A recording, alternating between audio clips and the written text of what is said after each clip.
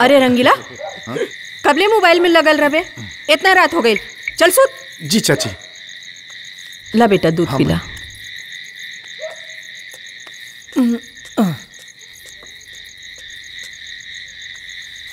ए partner, उठना उठना, माई चल गई रे। का भाई?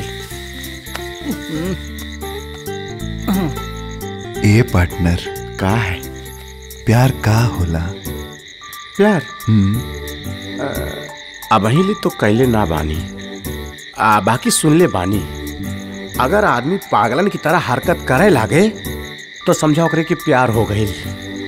ए पार्टनर, का बड़ा ही घटिया जवाब दे ले रे तू। प्यार तो ईश्वर के दिहल वरदान होला, दुगो आत्मा के मिलन होला। अच्छा हाँ, बुझाते तोरा के प्यार हो गई बा।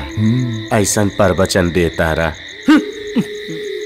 सुन ना, उहे लड़की से ओकर चेहरा देखले रहले, कितना सुंदर रहा।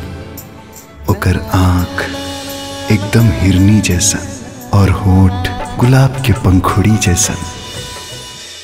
ओकर नाम, ओकर घर, ओकर गांव कुछ पता बा?